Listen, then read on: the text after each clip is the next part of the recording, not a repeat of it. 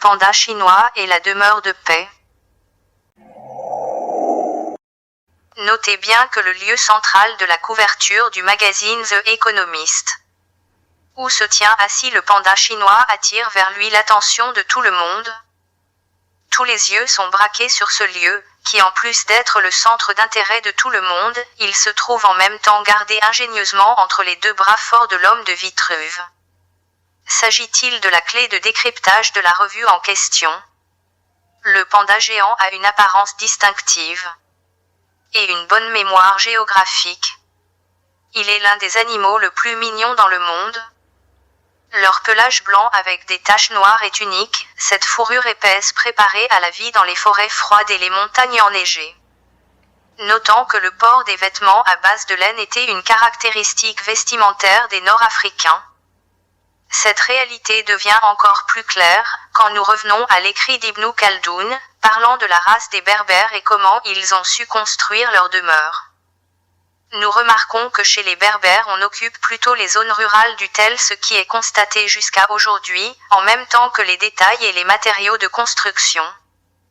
Depuis les temps les plus anciens, les Berbères habitent le Maghreb, dont ils ont peuplé les plaines, les montagnes, les plateaux, les régions maritimes, les campagnes et les villes. Ils construisent leurs demeures soit de pierre et d'argile, soit de roseaux et broussailles, ou bien encore de toiles faites avec du crin ou du poil de chameau. Jamais ils ne quittent l'intérieur du tel pour entrer dans les vastes plaines du désert, leurs habits et la majorité de leurs meubles sont faits de laine.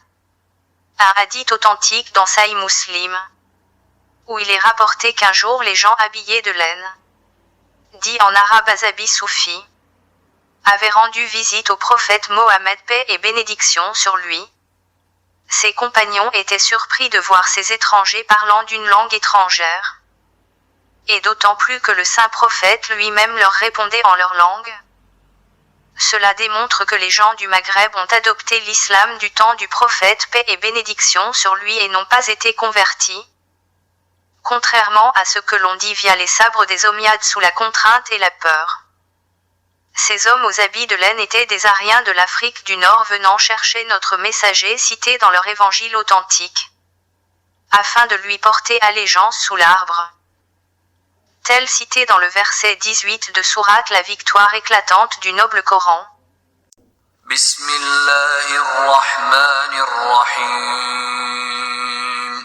لقد رضي الله عن المؤمنين إذ يبايعونك تحت الشجرة فعلم ما في قلوبهم فأنزل السكينة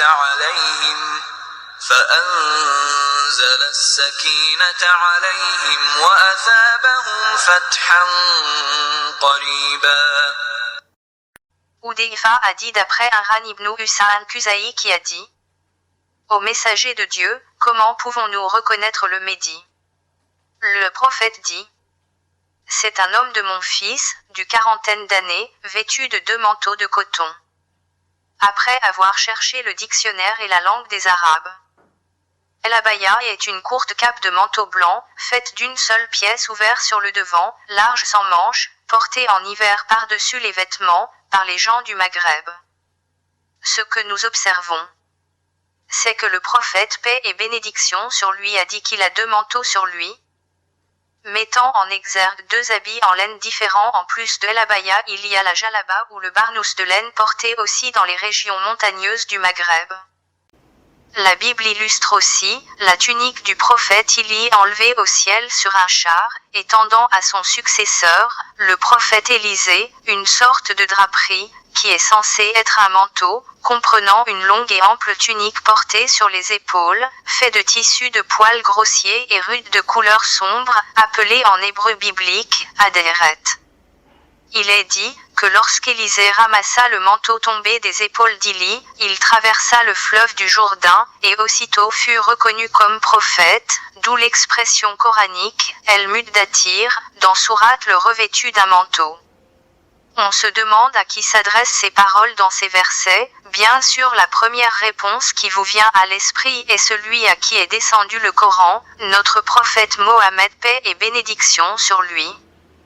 Seulement que le prophète d'Arabie ne pouvait à aucun moment se revêtir d'un manteau dans les conditions climatiques du désert d'Arabie, encore cela ne fait pas partie des habitudes vestimentaires de ces contrées arides. Sauf s'il s'agissait d'un autre interlocuteur que notre prophète, dont l'ordre fut destiné dans ces versets. Ne serait-ce pas l'ordre qui sera proclamé au Mahdi, ou le guidé, le rédempteur eschatologique, attendu par les musulmans en fin des temps? Notant que la question des divers portraits robots de l'émir algérien Abdelkader sont remarquablement ressemblants entre eux, et ils convergent en particulier sur ce qui tient à la tenue de l'émir. Un turban tendu d'une corde, deux burnous sans laine, un blanc et un noir, posés l'un sur l'autre, cela n'est que le costume classique d'un soufi algérien.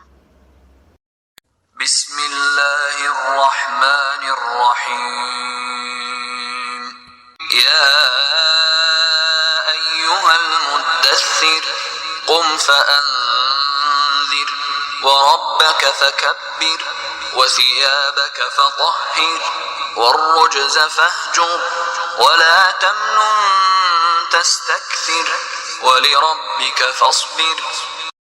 L'essence du mahdisme reste l'attente d'un changement radical du monde, qui se reflétera dans une société juste débarrassée de ses défauts. Le mahdisme présente des caractères principaux. D'abord un refus total du monde présent, et la recherche d'un monde meilleur. Secondo, une idéologie stéréotypée, qui se base sur l'idée que le monde actuel aura un jour une fin. C'est une notion propre aux religions monothéistes, judaïsme, chrétienté et islam.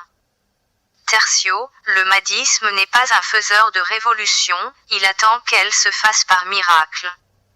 Le rôle du peuple est de suivre les prophètes, qui prédisent la venue du grand jour. Au XIXe siècle, les mouvements mahdistes en Algérie est initié par des marabouts. Ils touchent des régions à structure agraire, en contact violent avec le capitalisme colonial, et gagnent des couches sociales appauvries par l'exploitation coloniale. L'historiographie algérienne d'essence positiviste occulte les dimensions symboliques et anthropologiques du mahdisme, dont la fonction historique est de préserver l'espoir d'une délivrance prochaine, et de raviver l'orgueil national chez des populations subissant le joug colonial. Rappelons-nous encore d'un événement biblique relaté dans le chapitre 24 de Samuel, évoquant un épisode du conflit qui oppose le roi Saül à David, la première occasion qui met Saül à la merci de celui qui va lui succéder. Si l'exégèse insiste sur la clémence du futur roi envers celui qui a déjà à plusieurs reprises essayé d'attenter à sa vie, et souligne que David se justifie en épargnant Saül, rien n'empêche de rechercher la signification à donner au geste accompli par David. Au lieu de s'en prendre à la personne physique de Saül, il se contente de couper un pan de son manteau, tel décrit dans Samuel. Ô mon père, vois donc le pan de ton manteau dans ma main, puisque j'ai pu couper le pan de ton manteau et que je ne t'ai pas tué, comprends et vois qu'il n'y a chez moi ni méchanceté, ni crime. Comment se comprenait un tel geste dans la Bible? Doit-on y voir un détail purement secondaire ou un symbole chargé de signification religieuse? Cet événement conduit à la doctrine de l'infaillibilité et à l'affirmation que c'est exclusivement les élus de Dieu porteurs du manteau, à qui doit se confier la guidance de la communauté installée auprès de sa maison sacrée. Car, eux seuls qui sont purs et sans péché, tel le manteau béni ayant appartenu au prophète de l'islam Mohammed, paix et bénédiction sur lui, qui lui aurait été offert comme signe d'investiture, par le voyageur vêtu de blanc, Ya al-Kalbi.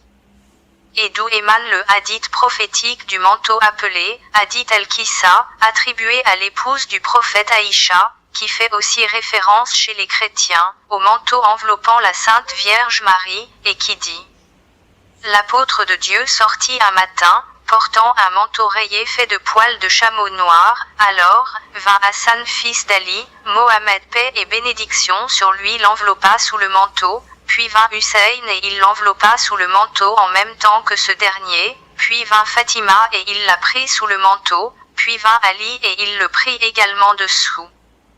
Après quoi, il dit, Dieu ne veut que tenir éloigné de vous toute souillure, aux gens de la maison, et vous purifier complètement. Le fait que ce verset de la purification vise exclusivement les gens du manteau, il n'est pas en contradiction avec l'ordre du verset adressé aux gens de la maison, puisque le terme « Dalu el-Bayt » est une expression unique employée dans le noble Coran ayant un effet d'annonciateur qui ne s'adresse qu'aux gens du manteau. Encore ce terme ne désigne pas seulement les gens de la demeure prophétique, comme prétendent les traditions des sceaux, mais désigne un sens encore plus large, qui évoque l'étendue géographique de la mission prophétique, en se référant à toute la postérité prophétique abrahamique, que Dieu les a installés comme guidance près de sa maison sacrée. Ainsi s'explique l'investiture divine du prophète David, autant que calife et juge en terre sainte de Jérusalem, après l'avoir purifié pleinement en le débarrassant de toute souillure qui l'égarera du sentier de Dieu. Bismillahirrahmanirrahim. Ya Daoud, inna ja'alnaka khalifatan fil ardi fahkum بين الناس بالحق ولا تتبع الهوى فيضلك عن سبيل الله إن الذين يضلون عن سبيل الله لهم عذاب شديد بما نسوا يوم الحساب. Cependant, il existe un autre homonyme avec Ahzab as-Soufi, et celui de Ahzab as-Sefa, qui est une désignation des gnostiques des partisans du soufisme, une particularité des pays nord-africains du Maghreb. Le soufisme qui apparaît dès le 1er siècle de l'Hégire, vise à l'éveil de la conscience à la révélation de Dieu. Ainsi l'expression coranique citée dans le verset 36 de sourate le pèlerinage. Nous vous avons désigné les chameaux bien portants pour certains rites établis par Dieu, il y a en eux pour vous un bien. Prononcez donc sur eux le nom divin en soufi. Le mot arabe, sawafa, traduit par nos exégètes ainsi comme une position de l'animal avant son immolation, quand les chameaux ont eu la patte attachée en position debout prêt à être immolés. Mais le mot « al-Boudna » ne désigne pas seulement les parties du corps des chameaux, mais plutôt des parties du corps de toutes les bêtes destinées pour offrande divine. Donc est-ce ce qui a été décrit comme position sacrificielle, sawafa, sera-t-elle applicable pour tous les bovins et ovins? Le mot sawafa suit le sens de l'expression « prononcer le nom du divin sur el sawafa » qui désigne automatiquement une spiritualité soufie de prononciation des noms de Dieu. Ainsi c'est par cette célébration du nom divin que débute chacune des sourates ou chapitres du Coran, et que les musulmans inaugurent les actes rituels et les moments importants de leur vie, qui sont ainsi consacrés à Dieu le Dieu de tous les hommes. La vie spirituelle est d'ailleurs définie tout simplement comme la vie menée au nom de Dieu. L'acte humain ne reçoit son poids de réalité que par la célébration du nom, selon la célèbre tradition prophétique. Les actes ne sont que par les intentions. Donc le sens du mot « sawafa » vient du verbe « tasawwuf » qui est une dimension intérieure de l'islam, une connaissance divine qui dépasse infiniment les limites de nos sens et de notre raison. Bismillahirrahmanirrahim. واصبر نفسك مع الذين يدعون ربهم بالغداة والعشي يريدون وجهه ولا تعد عيناك عنهم تريد زينة الحياة الدنيا ولا تطع من أغفلنا قلبه عن ذكرنا واتبع هواه وكان أمره فرطا. Voyons voir une autre expression coranique, citée dans sourate la caverne du noble Coran, Yuriduna wajihahu, en arabe veut dire, cherchant le visage de Dieu.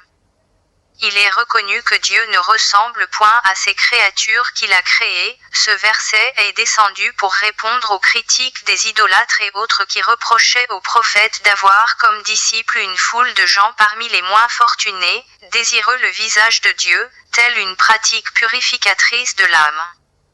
Cherchant la face du divin dans la gnose soufie, veut dire, lui vouant la pureté du culte et obéissent exclusivement à tous ses commandements. Ceci est donc une désignation, d'Allah el-Sefa, des gens du Maghreb. Cette vision ésotérique et mystique de l'islam est considérée de nos jours, par l'idéologie extrémiste wahhabite, comme BDA, ou un courant hérétique, comme ce qu'il y a de pire en islam sunnite. Cette même idéologie a pu détourner l'ensemble des musulmans d'une voie que le bon Dieu a exigée à son prophète dans son livre, de ne jamais l'abandonner et de ne point détacher les yeux de ses disciples.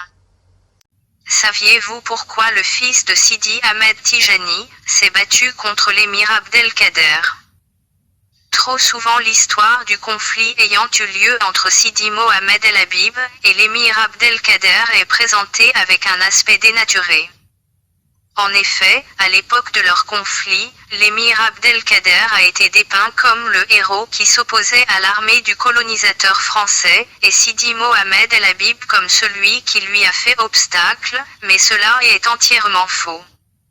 Alors que la réalité historique durant cette période est bien différente, il est donc nécessaire de recadrer le contexte pour mieux comprendre. Ce fut le 30 mai 1837 que survinrent les complications, lors de la signature controversée du traité de la Tafna, qui reconnaissait entre autres la souveraineté de la France sur une partie de l'Algérie, tandis que l'émir fut reconnu comme le sultan des Arabes sur les 2 tiers restants. Certaines tribus se révoltèrent alors, accusant l'émir d'avoir trahi leur cause au profit de son ambition personnelle. C'est dans ce contexte, où l'émir avait besoin de conforter sa légitimité au sein des Arabes, et d'organiser son nouveau et fragile royaume, que les circonstances du siège de Aïn Madi se mirent en place. Ce fut en la personne d'un dignitaire, Sidi Hadj Arbi Ben Issa, Lagouati, que cela se déroula. En effet, ce personnage se présenta auprès de l'émir avec des présents et une délégation de certains chefs, en lui certifiant qu'il avait rallié l'attachement des habitants de Lagouat à son égard, et que tous étaient prêts à se soumettre à lui. L'émir Abdelkader le désigna comme son calife à Lagouat, en l'investissant du pouvoir de le représenter là-bas. Cependant, ce que ce personnage avait omis volontairement de lui dire, c'est que la ville avait toujours été départagée en 2 parties, lui-même ne faisant partie que de l'un des 2 clans. Par ce subterfuge, il désirait forcer l'autre clan ainsi que son chef à se plier sous son autorité, en se présentant comme le porte-parole du sultan des Arabes. Or l'autre clan en question ainsi que leur chef, étaient tous sous l'autorité du maître de Aïn Madi, Sidi Mohamed El Habib Tijani. Aussi, quand les conflits habituels reprirent le dessus à Lagouat, Sidi Hadj Arbi s'en plaignit à l'émir, en lui dépeignant la situation comme une intrigue récente provenant de Sidi Mohamed Tijani, cela afin de s'approprier le pouvoir à Lagouat. L'émir, qui avait déjà dû faire face à ce genre de complot, pensa réellement que la situation nécessitait d'être prise au sérieux. Il prit donc la direction de Aïn Madi le 12 juin 1838, avec une armée composée de 6000 cavaliers, 3000 fantassins, avec plusieurs canons, où ils y arrivèrent au bout de 10 jours. El Tijani était retranché dans son ksar fortifié avec 600 hommes venus de toute la région pour le secourir. Les pourparlers n'aboutirent à aucune solution, lorsqu'il demanda à rencontrer l'émir à ce sujet, pour lui préciser qu'il n'avait jamais désiré s'emparer d'un tel pouvoir, contrairement à ce qu'avait prétendu le calife de Lagouat. Mais, en même temps, il ne voyait pas non plus l'intérêt de lui prêter allégeance, puisque le djihad avait été clos par le traité de la Tafna. Il fit dire par son émissaire à l'émir: Sachez, cher maître, que je n'ai aucune prétention ni ne recherche le conflit, je suis le représentant d'une voie spirituelle qui ne se soucie que des affaires de l'au-delà, et je ne désire avoir aucun lien avec les détenteurs du pouvoir en ce monde, je le certifie de nouveau, notre intention est pure. Cependant, si le sultan veut tout de même forcer ma rencontre, qu'il sache qu'elle ne sera possible qu'en détruisant les murs de ma ville et en pourfendant la poitrine de mes serviteurs. Suite à l'échec des négociations, plusieurs assauts furent lancés par l'émir, mais aucun ne réussissait à aboutir à la prise du Ksar. L'émir reçut 400 obus de canon, en renfort du gouverneur général français, mais rien n'y faisait, toutes les tentatives restèrent infructueuses. Débuta alors une guerre d'usure, et ce qui ne devait prendre que quelques jours s'étala à plusieurs mois, au point que certains de ses conseillers lui exprimèrent le souhait d'abandonner l'offensive. Ne pouvant envisager un tel échec, l'émir lui proposa un dernier arrangement afin que tout le monde en sorte gagnant. En lui autorisant à quitter Aïn Madi, avec tous ses hommes et son entourage en toute sécurité pendant 40 jours. Tout en remplissant sa promesse d'entrer au sein de cette forteresse imprenable, et c'est ainsi que prit fin le siège de Aïn Madi. Par la suite, l'émir sut que Sidi Mohamed el-Tijani était sincère, et il reconnut son mérite. Il regretta ce qui s'était passé avec l'intrigue de fauteur de troubles, et il lui envoya un courrier d'excuses avec des présents. Bismillahirrahmanirrahim. Abasa wa tawalla an ja'ahu al-a'ma wa ma yudrika la'allahu yazzakka aw yadhakkaru fatanfa'ahu adh-dhikra amma man istaghna فأنت له تصدى وما عليك ألا يزكى وأما من جاءك يسعى وهو يخشى فأنت عنه تلهى كلا إنها تذكرة. Mais le vrai symbole du panda est celui de la paix. Les significations associées à cet animal végétarien sont une combinaison de force et de douceur, mais la paix reste sa vertu principale qu'elle soit extérieure ou intérieure. Ainsi, ce symbole dans la carte nous indique un repère important qui est le lieu exact de la maison de paix. Traduit en hébreu par Urshalim et en arabe par Darou el-Salami, qui est le vrai lieu du temple de Jérusalem décrite dans le verset 127 de sourate Les bestiaux du noble Coran. Bismillahirrahmanirrahim. Lahum darus salam 'inda rabbihim wa huwa waliyuhum bima kanu ya'malun. Ce verset coranique détaille un fait très important, que les gens de cette demeure de paix ou Darou el-Salami seront protégés par leur Seigneur. Ici le mot Seigneur ou Rabboum en arabe ne désigne pas Dieu, mais plutôt leur protecteur qui assurera leur protection nommée Paraklétos dans la Bible. On comprend ainsi la métaphore de l'emplacement de ce lieu au centre, entre les deux bras de l'homme de Vitruve, le gardien de la caverne.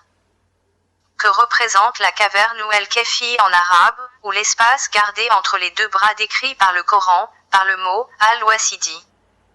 Le mot arabe, al-Wasid, cité dans le verset 18 de sourate La Caverne.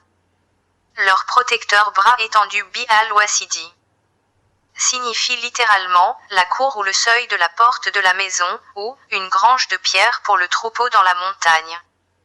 Il existe un hadith authentique du prophète paix et bénédiction sur lui qui parle à propos des 3 hommes qui étaient dans une caverne. Et le rocher a clôturé l'entrée de la grotte sur eux. L'emploi du mot Awasadaou dans ce hadith confirme qu'il s'agissait du même lieu de la caverne cité avec les gens appelés en arabe Al-Rakim. Les avis sont divergents quant à la signification de ce dernier terme qui provient d'un terme coranique markam, désignant selon nos exégètes soit des écritures ou la tablette de plomb sur laquelle les noms de ces jeunes avaient été écrits, soit c'est le nom de la vallée dans laquelle la caverne se trouve. Alors qu'en réalité ce mot doit logiquement correspondre au langage du peuple romain où se trouvaient les dormants d'Éphèse. Requiem est un ancien mot latin qui désigne une prière de l'Église catholique pour les morts, ou une messe pour un défunt, ou plus communément appelée psaume des Maccabées, ou une prière pour une résurrection future. Ainsi le hadith en question rapporté dans Al-Bukhari et Muslim rarement cité dans les chroniques islamiques détaille clairement l'endroit de la grotte ainsi que les gens emprisonnés dedans. De Nu'man ibn Bashirin a entendu le prophète parler de Rakim, il dit: 3 hommes de ceux qui étaient avant vous se mirent en route jusqu'à la tombée du soir, qui les fit entrer dans une grotte où ils se réfugièrent. Un rocher dégringola de la montagne et boucha l'entrée de la grotte, ils dirent alors: rien ne pourra nous sauver de ce rocher si ce n'est le fait d'invoquer Dieu, en évoquant vos bonnes actions passées. L'un d'eux dit: ô Dieu, j'ai pris à mon service des salariés que j'ai tout rétribué sauf l'un d'eux qui partit en me laissant son salaire, je le lui fis fructifier jusqu'à en faire une grande fortune. Après un certain temps il vint me dire: ô esclave de Dieu, donne-moi mon salaire. Je lui dis: tout ce que tu vois là comme chameaux, bovins, ovins et esclaves est le produit de ton salaire. Il dit: ô esclave de Dieu, est-ce que tu te moques de moi? Je dis: je ne me moque point de toi. Il prit alors tous ses biens et partit chez lui sans rien en laisser. Ô Dieu, si tu juges que je fis cela en vue de ta face, libère-nous de ce rocher qui nous emprisonne. Le rocher se déplaça un peu mais pas assez pour les laisser sortir. Le second dit: ô Dieu, j'avais une cousine que j'aimais par-dessus tout au monde. Je lui faisais des propositions malhonnêtes mais elle s'y est toujours refusée, jusqu'à ce qu'une année de grande disette la poussa à s'adresser à moi. Je lui donnai alors 120 dinars à condition qu'elle se donnât à moi et c'est ce qu'elle accepta. Une fois que je me suis installé entre ses deux jambes, elle dit: crains Dieu et ne romps le cachet que dans la légitimité. Je la laissa alors bien qu'elle fût pour moi l'être que j'aimais le plus et je lui ai quand même abandonné l'or que je lui avais donné. Ô Dieu, si tu juges que je fis cela en vue de ta face, libère-nous de ce rocher qui nous emprisonne. Le rocher se déplaça encore un peu mais pas assez pour les faire sortir. Le troisième dit: ô Dieu, j'avais 2 parents âgés et je ne donnais jamais à boire à personne avant eux, que ce soit une personne de ma famille ou autre. Un jour j'ai mené paître mes animaux dans un endroit éloigné si bien que mes parents se sont endormis avant mon retour. J'ai trait pour eux leur part de lait mais je les ai trouvés endormis. Il m'a cependant répugné de les réveiller ou de donner à boire du lait à personne d'autre de ma famille avant eux. J'ai donc patienté tenant le bol dans ma main, attendant ainsi leur réveil jusqu'à la pointe du jour alors que mes enfants criaient de faim à mes pieds. Ils se réveillèrent enfin et burent leur lait. Ô Dieu, si tu juges que je fis cela en vue de ta face, libère-nous de ce rocher qui nous emprisonne. Le rocher s'écarta alors et ils sortirent en marchant. Ce hadith est une métaphore prophétisée décrivant les 3 dormants d'Éphèse emprisonnés dans la caverne, telle l'histoire des 3 prophètes connus. L'homme qui a délaissé toute sa fortune derrière lui, avant de tomber dans les flots, serait le prophète Jonas qui s'était réfugié sur un bateau puis rejeté à la mer, où une baleine l'avala jusqu'au jour où il sera jeté sur la rive.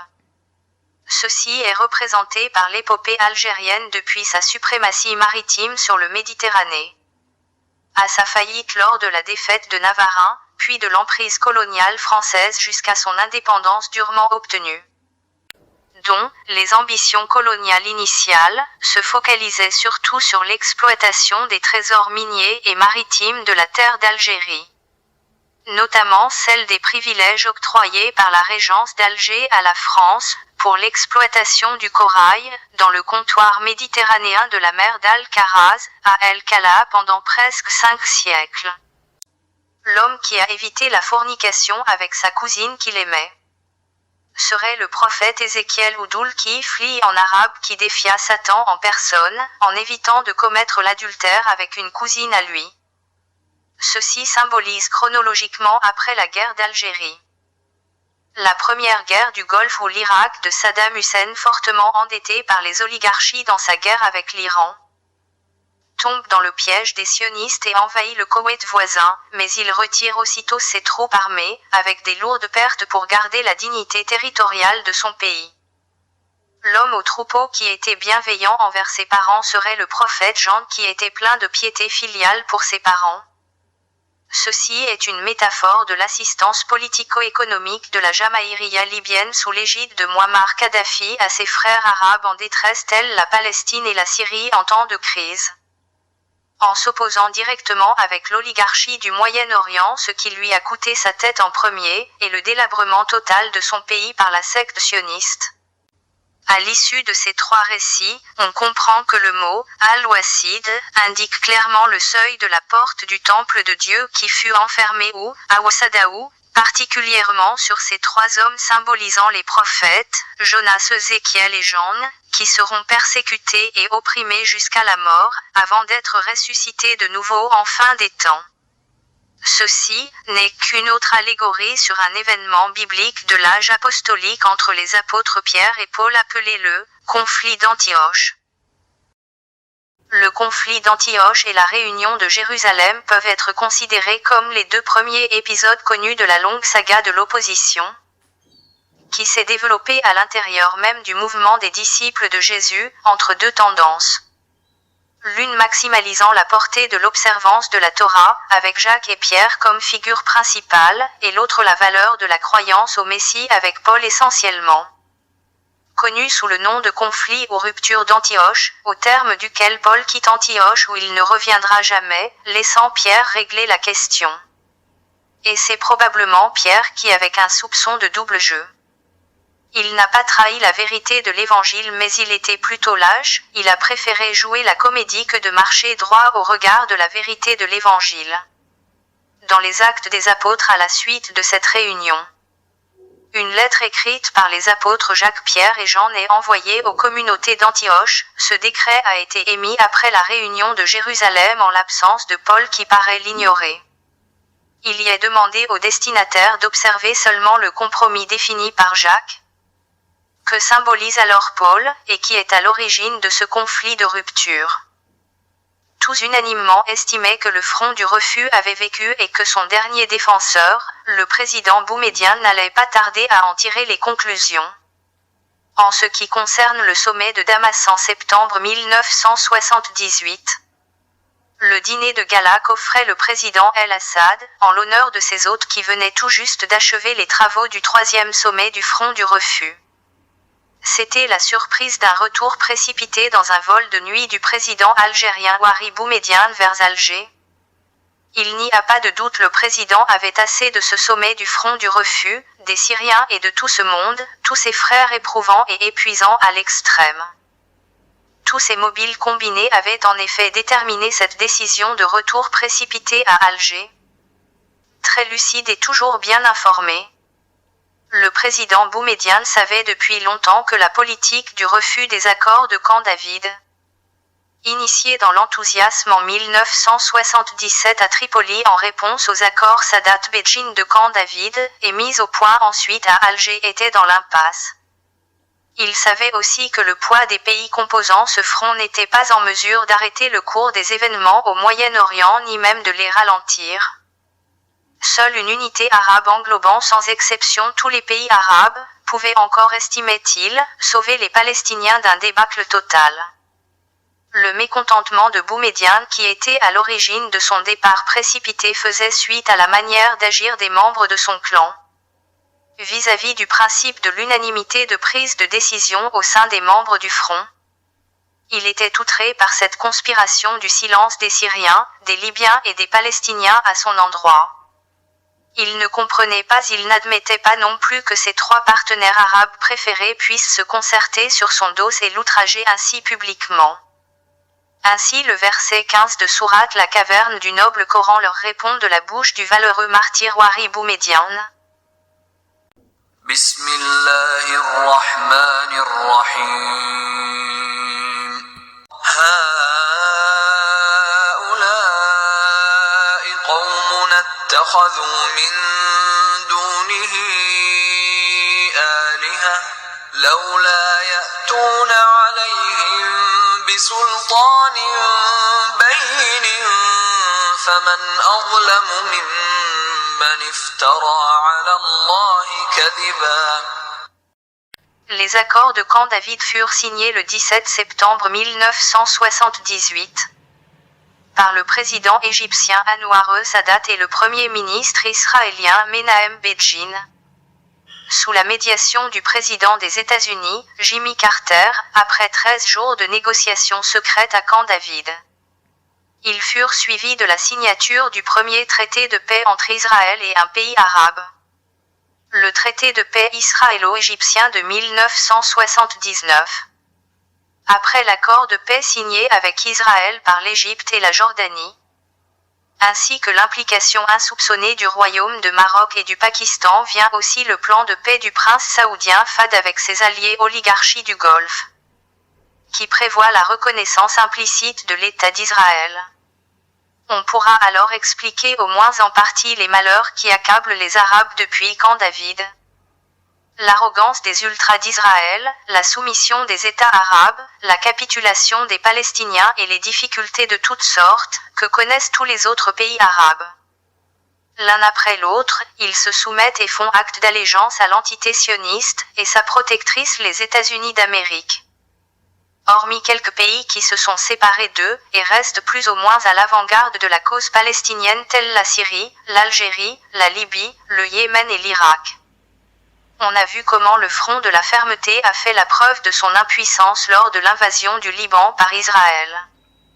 Non seulement ça, mais l'ensemble de ses membres n'imaginerait pas l'ampleur du malheur qui va retomber sur chacun d'eux après.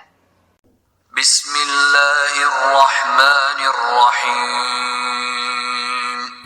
وَإِذِ اعْتَزَلْتُمُوهُمْ وَمَا يَعْبُدُونَ إِلَّا اللَّهَ فَأْوُوا إِلَى الْكَهْفِ يَنشُرْ لَكُمْ رَبُّكُمْ مِنْ رَحْمَتِهِ وَيُهَيِّئْ لَكُمْ مِنْ أَمْرِكُمْ مِرْفَقًا. D'après Abu Amama, le prophète paix et bénédiction sur lui a dit, « Il restera un groupe de ma communauté, établissant la justice et vainquant leurs ennemis, auxquels nul parmi ceux qui leur tiendront front, ne pourra causer du tort, jusqu'à ce que le commandement de Dieu le jour du jugement dernier arrive, alors que leur attitude demeurera inébranlable. » On demanda au messager de Dieu, « Et où sont-ils » Il répondit, « À Jérusalem et dans les alentours de Jérusalem. » Les textes de la révélation coranique empruntent les images apocalyptiques communes aux trois traditions monothéistes. Comme dans le judaïsme de l'époque du Second Temple, la résurrection dans l'islam aura lieu après un cycle de catastrophes et de cataclysmes, elle sera précédée par l'anéantissement de tous les croyants. Il s'agira d'un retour au chaos primordial accompagné d'une dégradation morale, de la venue de l'antéchrist El-Dajjal et de Gog et de Magog dans la tradition biblique. Une telle représentation est bien connue dans les textes intertestamentaires et néotestamentaires. Il en est de même avec le son de la trompette, repris dans une douzaine de sourates. L'ange Israfil souffle dans la trompette en se tenant debout sur le rocher de Jérusalem, décrit par l'érudit de l'islam El-Ghazali. Ce texte rappelle surtout l'importance dans la théologie musulmane de la ville de Jérusalem. En effet, dans plusieurs hadiths, Jérusalem apparaît comme le lieu du jugement dernier et de la résurrection des morts. C'est un lieu du rassemblement final et de la résurrection. C'est le lieu très convoité pour y reposer après sa mort. La dépouille du prophète Mohammed, paix et bénédiction sur lui, a failli être transportée à Jérusalem par ses compagnons, selon certains récits. De même pour le père de l'humanité Adam, l'ami de Dieu Abraham, et son interlocuteur Moïse, ont tous demandé de reposer dans ce lieu saint.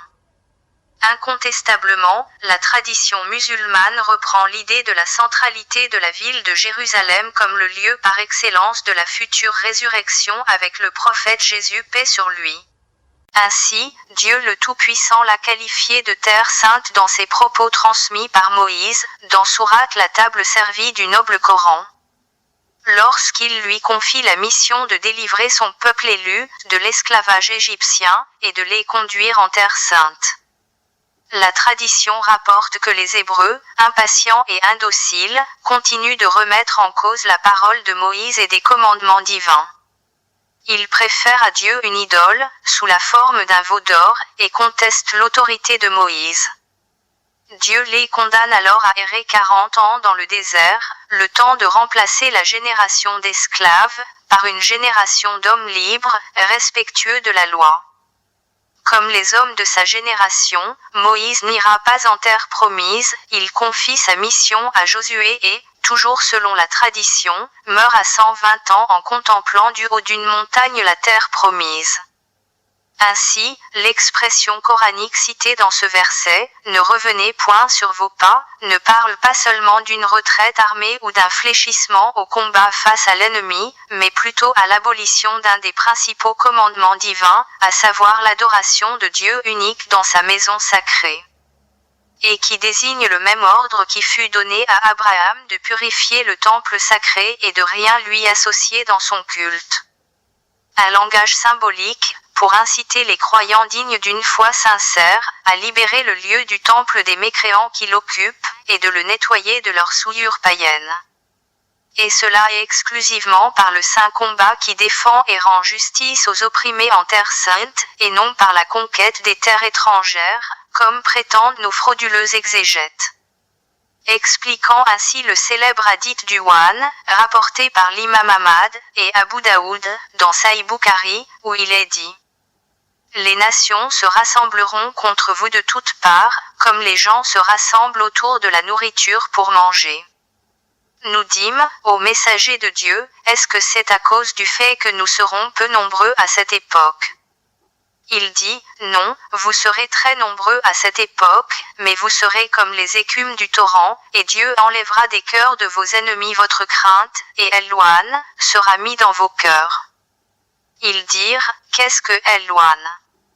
Le messager dit, l'amour pour ce bas monde, et la répulsion pour la mort dans le sentier divin. Bismillahirrahmanirrahim. يا قوم ادخلوا الأرض المقدسة التي كتب الله لكم ولا ترتدوا على أدباركم فتنقلبوا خاسرين. Rapporté par Muslim, à partir d'un hadith de Nawas ibn Saman, l'Antéchrist sera tué à la porte de Lude, par Jésus fils de Marie, lorsqu'il descendra en fin des temps près du minaret blanc à l'Occident. Notez bien qu'il y a mention d'un minaret blanc à l'est de Damas, considéré comme la ville extrême vers l'Occident, alors qu'au moment de cette prophétie la Syrie était byzantine au Moyen-Orient et loin d'avoir des minarets.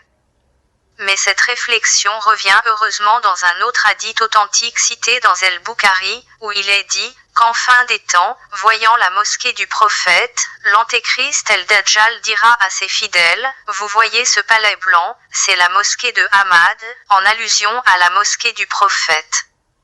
Nos exégètes confondent cette mosquée située à Médine, et qui apparaît bien blanche en fin des temps, avec la mosquée de Yatrib, alors que la vraie mosquée du prophète à Médine n'est que la mosquée au minaret blanc, où le cardinal Lavigerie lors de la conquête française de l'Algérie, a dit en ces lieux, où es-tu Mohamed?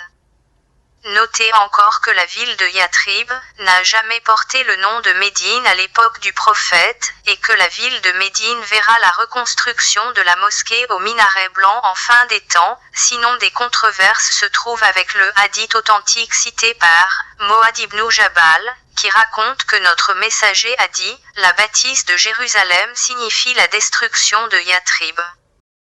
Le panda est considéré en Chine comme un trésor national, il est l'emblème principal de leur système monétaire. Ainsi la pièce de monnaie d'or chinoise représente en avers une vue du temple du ciel de Pékin. Xiantong, appelé monument du ciel et de la terre, sa disposition symbolise la croyance chinoise que la terre est carrée et le ciel est rond. Ce temple remonte à l'ancienne Chine où l'empereur était considéré comme le fils du ciel, chargé de faire des cérémonies de sacrifice pour préserver le bon ordre sur terre. Ainsi sur le croquis le panda chinois assis au centre de la capitale d'Alger, représente spécifiquement la grande mosquée d'Alger ou le vrai temple de Becca. Le projet estimé à 2 milliards de dollars a été accordé à une entreprise étatique chinoise. Avec une superficie de 400 000 mètres carrés et une salle de prière qui pourra accueillir jusqu'à 37 000 fidèles. La grande mosquée d'Alger devient la 3e plus grande du monde et la première du continent africain. Elle dispose également du plus haut minaret au monde avec une hauteur de 265 mètres, dont les travaux ont débuté en août 2012 et sont achevés en avril 2019. Ainsi la position assise du panda chinois avec un regard furieux vers l'Occident. Soutenu derrière par le regard complice du président Vladimir Poutine. Témoigne d'un soutien incommensurable à l'allié algérien par les puissants collaborateurs asiatiques, la République populaire de Chine et la Fédération de Russie. Ainsi le soutien géopolitique à l'Algérie s'est élucidé lors de l'ingérence étrangère juste avant la tenue des présidentielles de 2019. À travers l'adoption par le Parlement européen sous l'égide des sionistes mondiales schématisée par la figurine de Trump sur le croquis, d'une résolution sur la situation des libertés en Algérie. Ceci est l'acte d'une trahison de la part d'un clan sioniste interne comme prédit dans le chapitre 36 livre des Maccabées versets 25 à 27. Cependant, Antipater envoya secrètement des députés aux habitants des villes dont Aristobule s'était rendu maître par force, et les porta à se plaindre au général romain Pompée de la tyrannie qu'il avait exercée sur eux. Et au sujet de ces plaintes, Pompée obligea Aristobule de lui faire une reconnaissance par écrit de toutes ces villes, avec promesse qu'il ne s'en vengerait en aucune manière, ce qu'il exécuta et ses peuples furent ainsi délivrés de sa domination. À partir de ces versets on comprend l'attitude protectrice d'Aristobule vis-à-vis de sa patrie, en sachant qu'ici Aristobule symbolise le défunt général-major Ahmed Gued Salah. Car lorsque le pays de l'ensemble est en péril, toutes les rancœurs internes doivent se dissiper pour dresser le peuple tel un seul homme face aux ennemis de la patrie, qui doit se mobiliser pour préserver la patrie et refuser que les affaires internes soient débattues au niveau du Parlement européen avec la complicité de leurs suppôts de l'intérieur. Après l'indignation vive de la part des autorités algériennes et du ministère des Affaires étrangères à l'instar de ceux qui promeuvent ouvertement l'agenda du chaos provoqué dans notre pays, l'ambassadeur de Chine en Algérie a affirmé que son pays s'oppose à toute ingérence des puissances étrangères dans les affaires internes du pays. La position de Poutine en Méditerranée s'est encore élucidée en novembre 2019 par la participation au niveau de la façade maritime d'Alger à des manœuvres navales inédites conjointes algéro-russes, pour faire face à toute menace potentielle pouvant porter atteinte à la sécurité du pays. En effet, des navires de la flotte russe de la mer Noire ont réalisé des exercices conjoints avec les forces navales algériennes en mer Méditerranée. Ils se sont entraînés à des tirs d'artillerie pour traverser les zones minées en mer Méditerranée. Ceci représente un affront algérien direct qui défie l'hégémonie française et européenne exercée il y a plus de 2 siècles sur le continent nord-africain. Voici ce que dit le Coran à propos des gens qui sèment le désordre en terre sainte dans le verset 33 de sourate La Table Servie.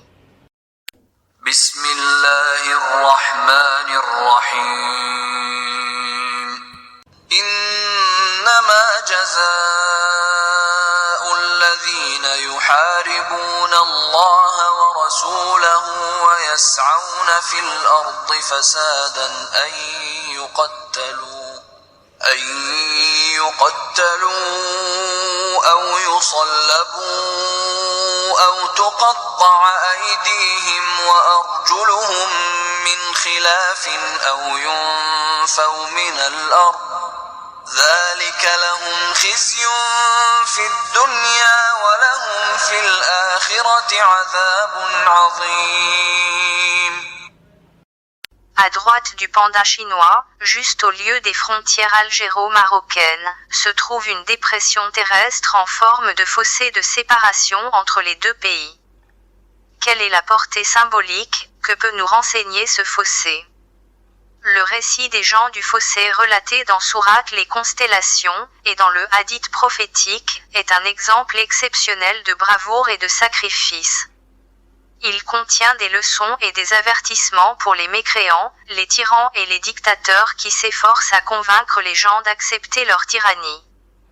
Depuis le début des mouvements des révolutions au nord du Maroc contre l'impérialisme colonial en 1909 dans la région est du Rif, par Mohamed Ashrif Ahmezian, et la capitulation de la guerre de libération du Rif, menée de 1921 à 1926 contre la France et l'Espagne, qui envoient respectivement 325 000 soldats pour obtenir la reddition d'Abdelkrim el-Khattabi en mai 1926. Ce sont 32 divisions de fantassins et 44 escadrilles de l'armée de l'air qui combattent 75 000 Rifins, dont à peine plus de 20 000 sont armés. Elles quadrillent la montagne, brûlent des centaines de villages, procèdent à des bombardements systématiques et subissent à leur tour des dégâts considérables par l'utilisation d'une tactique de guérilla d'embuscade exceptionnelle, en creusant des tranchées le long des lignes de front. Seulement qu'el-Khattabi n'était pas le pionnier de cette guerre du Rif, si ce n'est un oublié de l'histoire nommé Abdelmalek, fils de l'émir Abdelkader, qui voulait libérer le Maghreb arabe en soulevant les tribus du Rif, contre l'impérialisme français dès les années 1916. Et ce n'est qu'après 8 ans de guerre infernale lorsqu'il tombe en martyr dans une bataille près de la ville de Tétouan en 1924, qu'Abdelkrim lui succède à la tête des Rifins, durant 2 ans avant sa reddition. Ceci marquera la fin désastreuse de temples samaritains, détruits par l'empereur Zénon, décrit dans les Écritures saintes comme étant un lieu du culte rival à celui de Jérusalem, bâti par les Samaritains qui ne reconnaissaient pas la centralité du temple de Jérusalem, sur le mont Garizim en Samarie. Ceci marque le point de rupture définitive entre Samaritains et Judéens, à la veille de l'époque hellénistique, juste après la fin de la révolte juive de Bar Kokhba, où le temple de Jérusalem fut détruit et interdit aux Juifs par les Romains hellénistes.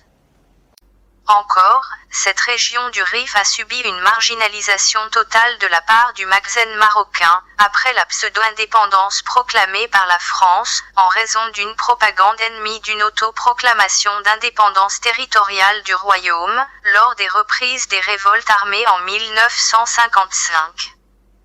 C'est dans ce contexte des années 1958 et 1959 que les soulèvements des Rifins sont noyés dans le sang par le criminel Hassan II. Aucun récit circonstancié n'est disponible et même le bilan global est impossible à établir. Selon les auteurs, il varie entre 2000 et 8000 morts Rifins, violations physiques et psychiques des femmes et petits-enfants par les soldats marocains, avortement des femmes enceintes, incendies et destruction des biens de la population. Ce qui correspond parfaitement au récit coranique, cité dans les versets 4 à 8 de Sourate les constellations. بسم الله الرحمن الرحيم قتل أصحاب الأخدود النار ذات الوقود إذ هم عليها قعود وهم على ما يفعلون بالمؤمنين شهود وما نقموا منهم إلا أن يؤمنوا بالله العزيز الحميد. L'oppression qu'exerçaient le roi et ses collaborateurs sur ce peuple opprimé était accablante. Le peuple qui a retrouvé sa foi et sa confiance en Dieu et qui a préféré être brûlé vif dans les fossés, plutôt que de renier sa foi était au rendez-vous avec le succès suprême, il a été admis dans les jardins sous lesquels coulent les rivières. D'après Shuaïb, le messager de Dieu, paix et bénédiction sur lui, a dit: Jadis vivait un roi qui avait un sorcier. Quand le sorcier se sentit vieillir, il dit au roi: Me voilà maintenant âgé, envoie-moi donc un jeune homme pour que je lui enseigne la magie. Il lui envoya un jeune homme, mais sur son chemin vers le sorcier, le jeune homme rencontra un moine. Il s'assit auprès de lui et écouta ses paroles qui lui plurent, et il faisait ainsi chaque fois qu'il se rendait chez le sorcier. Quand il arrivait auprès du sorcier, ce dernier le frappait pour son retard. Il s'en plaignit au moine qui lui dit: Quand tu as peur de la colère du sorcier, dis-lui: J'étais retenu par ma famille, et quand tu crains la colère de ta famille, dis-leur: J'étais retenu par le sorcier. Entre-temps, voilà qu'une bête énorme interdit le passage aux gens. Le jeune homme dit: Aujourd'hui je vais savoir qui du sorcier ou du moine a la plus grande valeur. Il prit une pierre et dit: Seigneur Dieu, si l'œuvre du moine t'est préférable à celle du sorcier, tue cette bête afin de permettre aux gens de passer. Il la frappa alors avec la pierre et la tua sur le coup, et les gens eurent ainsi la voie libre. Il vint en informer le moine qui lui dit: Mon petit, tu es devenu maintenant plus fort que moi puisque tu es arrivé à ce miracle, et tu vas certainement être mis à l'épreuve. S'il en est ainsi, ne dis à personne qui je suis. Né en 1920 à Rabat dans une famille de petits fonctionnaires, Mehdi Ben Barka a fait des études de mathématiques à Alger et réussit à devenir enseignant en mathématiques. Il enseignera notamment au Collège royal du Maroc, où il dispensera sa science au futur roi Hassan II. Parallèlement, il s'engage en politique contre le protectorat français sur le Maroc. Dès 1943, il participe à la création du Parti de l'Indépendance, et en devient en 1945 chef de ce parti nationaliste qui a mené le Maroc à l'indépendance. En 1955, il participe aux négociations qui aboutiront au retour du roi Mohamed V, que les autorités françaises avaient exilé à Madagascar, et en 1956, il contribue à la fin du protectorat. De 1956 à 1959, Mehdi Ben Barka devint le président de l'Assemblée consultative du Maroc, où il dénonçait alors ce régime médiéval qui tendrait à ressusciter les structures médiévales de la société marocaine. Ainsi donc, le jeune homme en arriva à guérir l'aveugle de naissance et le lépreux. Il guérissait les gens de la plupart de leurs maladies. L'un des courtisans du roi qui était aveugle en entendit parler et se rendit auprès de lui avec de nombreux cadeaux. Il lui dit: Tout ce que tu vois là est à toi si tu arrives à me guérir. Le jeune homme lui dit: Je ne guéris personne moi-même, mais c'est uniquement Dieu qui guérit. Si tu crois en Dieu, je le prierai et il te guérira. Le courtisan crut en Dieu, et fut guéri. Il se rendit chez le roi et s'assit près de lui comme il en avait coutume, et le roi lui demanda: Qui donc t'a rendu la vue? Il dit: Mon Seigneur et Maître. Il lui dit: Est-ce que tu as un Seigneur autre que moi? Il dit: Mon Seigneur et le tien est Dieu, exalté soit-il. Le roi le jeta en prison et ne cessa de le torturer jusqu'à ce qu'il dénonçât le jeune homme. On fit alors venir le jeune homme et le roi lui dit: Mon petit, te voilà arrivé à guérir avec ta magie l'aveugle de naissance et le lépreux et à faire telle et telle chose. Le jeune homme lui dit: Je ne guéris personne mais c'est Dieu seul qui guérit. Il le jeta donc en prison et ne cessa de le torturer jusqu'à ce qu'il dénonçât le moine. Ainsi, on fit venir le moine et on lui dit: Renie ta foi, chose qu'il refusa catégoriquement. On ordonna d'apporter une scie qu'on lui plaça sur l'arrêt de ses cheveux. On lui coupa ensuite la tête qui tomba en 2 morceaux. On fit alors venir le courtisan et on lui dit: Renie ta foi, mais il refusa. On lui plaça la scie sur l'arrêt de ses cheveux et on lui coupa la tête qui tomba en 2 morceaux. À la mort de Mohamed V en 1961, Hassan II monte sur le trône et annonce vouloir faire la paix avec son principal opposant, Mehdi Ben Barka, qui rentre au Maroc en mai 1962. En mois de novembre, Mehdi Ben Barka doit échapper à un attentat mené contre lui par deux officiers du roi Mohamed V, notamment le général Mohamed Oufkir, que la version officielle décrira comme un accident de la route. La Volkswagen fut projetée dans un ravin par une voiture de police l'ayant doublée dans un virage. Lorsqu'Hassan II décrète l'état de siège le 16 juillet 1963, Mehdi Ben Barka s'enfuit du Maroc pour rallier l'Algérie. En automne 1963, Mehdi Ben Barka dénonce le conflit frontalier qui oppose le Maroc et l'Algérie et se met du côté des Algériens qu'il considère agressés par le royaume marocain. Le royaume du Maroc le condamne ainsi à mort par contumace en novembre 1963. Pour Ben Barka, le roi n'est plus qu'un instrument docile du néocolonialisme.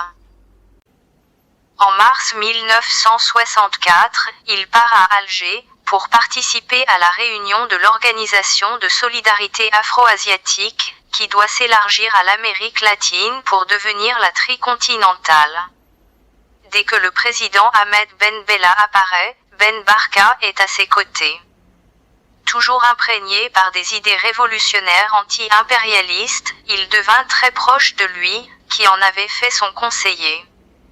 Mais, à la suite du rapprochement Hassan de Ben Bella, lors de l'entrevue de Saïdia au Maroc. Notamment, lorsque Ben Bella s'est désengagé depuis, d'apporter son soutien à l'opposition progressiste marocaine, et d'envisager une métamorphose de sa politique étrangère, vis-à-vis du Maroc, s'explique alors le revers de Ben Barka sur lui, avec son soutien incommensurable au nouveau chef d'État algérien Ouari Boumedienne, le lendemain de son putsch à Alger du 19 juin 1965. Pour maintes raisons, la France et le Maroc constituaient alors les pôles centraux des renseignements israéliens dans la région. Essentiellement dans le bourbier algérien, avant l'indépendance de l'Algérie, elle menait une lutte acharnée contre le Front de libération nationale, qui s'est élucidé en octobre 1956, par le rapt de l'avion royal marocain en destination vers Tunis des 5 révolutionnaires algériens. Puis après l'intronisation du roi Hassan II, et la demande israélienne d'autoriser l'émigration des Juifs marocains. Mohamed Oufkir, alors responsable des services secrets, conclut le marché avec les envoyés du Mossad à raison de $250 par tête. L'argent payé en échange de 80 000 Juifs est versé par chèque de $250 000, tout déposé sur un compte secret. Ainsi, lorsque le conflit frontalier algéro-marocain s'envenime, le chef du Mossad, Meyer Amit, muni d'un faux passeport, prend l'avion et rencontre le roi en urgence, à qui il assure qu'Israël est en mesure d'aider militairement le Maroc et de lui prêter main forte. D'après le rapport, le roi accepta l'offre d'Israël, outre les renseignements qu'il fournit, se chargea d'entraîner des pilotes marocains et d'équiper l'armée locale. Voilà en gros, ce qu'a fait Israël pour le Maroc pour lui permettre de prendre le meilleur sur l'Algérie, en vain. En effet, en dépit de tout ce soutien, la monarchie chérifienne n'a pas réussi à atteindre ses desseins. Revenons encore à notre histoire, lorsqu'on fit enfin venir le jeune homme et on lui dit « Renie ta foi », mais il refusa. Le roi le jeta à quelques-uns de sa suite et leur dit « Amenez-le à telle montagne et escaladez-la avec lui. » Une fois parvenu à son sommet, demandez-lui de renier sa foi, sinon jetez-le du haut de la montagne. Ils le prirent donc avec eux et escaladèrent la montagne. Il dit « Seigneur Dieu, sauve-moi d'eux par le moyen qui te plaît. » La montagne se mit alors à branler, ils tombèrent dans le vide et il vint dire au roi, « Dieu m'a sauvé d'eux. » Puis le roi le jeta encore à des gens de sa suite et leur dit, « Allez avec lui et mettez-le dans une grande barque. » Une fois arrivé au large, demandez-lui de renier sa foi, sinon jetez-le à la mer. Ils partirent avec lui et, une fois en pleine mer, il dit, « Seigneur Dieu, sauve-moi d'eux par le moyen qui te plaît. » La barque se retourna et ils se noyèrent, il vint en marchant sur les eaux jusqu'au roi qui lui dit, « Qu'ont fait tes compagnons ?» Il lui répondit, « Dieu m'a sauvé d'eux. » Et il rajoute, « Jamais tu ne pourras me tuer si tu ne fais pas ce que je vais t'ordonner de faire. » « M'ordonner quoi ? Demanda le roi. Il lui dit, « Tu rassembles ton peuple sur un même plateau, puis tu me crucifies sur le tronc d'un palmier.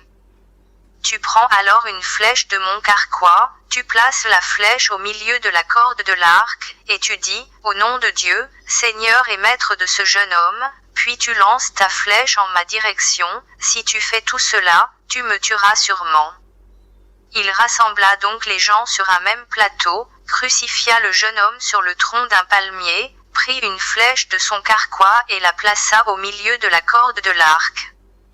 Puis il dit, au nom de Dieu, Seigneur et maître du jeune homme. Il tira alors la flèche qui alla se planter dans sa tempe, et le jeune homme porta la main à sa tempe et mourut sur le coup.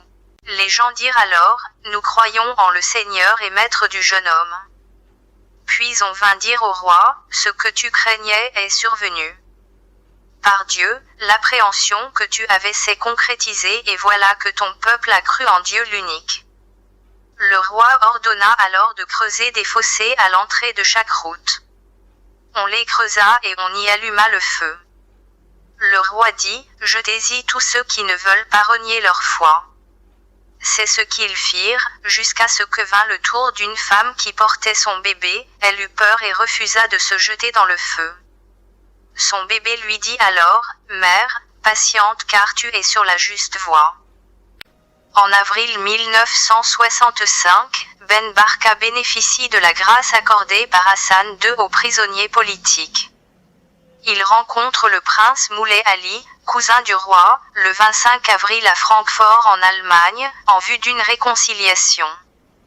Après avoir échappé à l'accident suscité de la Volkswagen fomenté par les services marocains, le 16 novembre 1962, il est encore tiré d'affaire lorsqu'il est mis au courant par les services de renseignement algériens, d'un scénario comploté contre lui par le roi, en l'obligeant de rentrer au Maroc par bateau, sous prétexte d'être enlevé et utilisé par les services algériens comme sujet de chantage contre son pays. Mehdi Ben Barka a symbolisé le refus de l'oppression et de l'injustice, refus qu'il a payé de sa vie, disparu sans laisser de traces en octobre 1965 à Paris, par un piège tendu par les services secrets marocains et israéliens en complicité avec l'ennemi français, alors que tant d'autres compatriotes se sont compromis, sauf certains à qui il a été le guérisseur de leur aveuglement par le pouvoir. Ce qu'on entend par le coup d'État des aviateurs, est en fait la seconde tentative de libération et de dénonciation contre le régime du roi oppresseur. Après celui de Skhirat, mené par des révolutionnaires opprimés. Le putsch avorté, qui a eu lieu le 16 août 1972, a été conduit par des aviateurs des forces aériennes royales sous le commandement du général Mohamed Oufkir et du lieutenant-colonel Mohamed Amokran. Le 7 août 1973, 58 des putschistes des deux coups d'État ratés de Skhirat en 1971 et des aviateurs en 1972 sont transportés au bagne de Tazmamart et condamnés à la peine capitale par le roi prédateur. Visiblement, le Rif, a de tout temps, été considéré comme une région à part, réfractaire et rebelle. La vérité c'est qu'il a tout été fait pour que le Rif se rebelle, reste à part, et réfractaire. Le Rif a subi bien des injustices, des atteintes aux droits de l'homme, des exactions, l'enclavement, le confinement dans le sous-développement. Aujourd'hui, on s'interroge sur quelle réparation le Rif est en droit de réclamer pour les préjudices et dommages soufferts depuis l'indépendance politique du Maroc. Ce qui nous permet de deviner l'identité exacte des gens de la Fossée, est une fable biblique citée dans le chapitre 9, versets 7 à 15, du livre des Juges appelée « La fable de Yotam », qui est en rapport direct avec les gens de Sichem en terre de Samarie, la voici. On en informa Yotam qui se rendit au sommet du mont Garizim, d'où il cria à pleine voix, « Écoutez-moi, gens de Sichem, si vous voulez que Dieu vous écoute. » Un jour, les arbres se décidèrent à choisir un roi pour les commander, ils dirent à l'olivier, « Règne sur nous », mais l'olivier répondit, « Devrais-je renoncer à produire mon huile, avec laquelle on honore Dieu et les hommes, pour aller me pavaner au-dessus des autres arbres ?» Alors les arbres dirent au figuier, « Viens-toi, règne sur nous », mais le figuier leur répondit, « Vais-je renoncer à produire des fruits exquis et sucrés, pour aller me pavaner au-dessus des autres arbres ?» Puis les arbres dirent à la vigne, « Viens donc, toi, règne sur nous », mais la vigne leur répondit, « Vais-je renoncer à produire mon vin qui réjouit Dieu et les hommes pour aller me pavaner au-dessus des autres arbres ?» Finalement, tous les arbres dirent au buisson d'épines, « Viens donc, toi, règne sur nous », et le buisson d'épines leur répondit, « Si, de bonne foi, vous voulez faire de moi votre roi, venez vous abriter sous mon ombrage, si vous refusez, un feu jaillira du buisson d'épines et consumera même les cèdres du Liban. » À noter que la personnalité de Yotam ne représente ici que l'ex-président algérien, Ouari Boumedienne, qui s'est rendu le 16 mai 1965 au Maroc, lors des entretiens Ben Bella Hassen II à Saïdia. Le né de l'année 1932, rejoint l'armée de libération nationale en tenant le commandement de la Wilaya 5 révolutionnaire, après le départ de Boussouf en septembre 1957, puis devint chef de l'état-major général de l'armée, et ministre de la Défense nationale à l'indépendance de l'Algérie. Il restera chef d'État jusqu'à sa mort à Alger en décembre 1978, conformément au récit biblique décrit dans le chapitre 27 des Chroniques. Yotam avait 25 ans à son avènement, et il régna 16 ans à Jérusalem. Le nom de sa mère était Yerusha, fille de Tsadok. Il fit ce que l'Éternel considère comme juste, et suivit en tout l'exemple de son père Osias. Toutefois, il n'entra pas dans le temple de l'Éternel, et le peuple continuait à se corrompre. Ainsi, devint claire la métaphore, des arbres bénis du figuier et de l'olivier en terre sainte de Jérusalem, citée dans Sourate le figuier du noble Coran.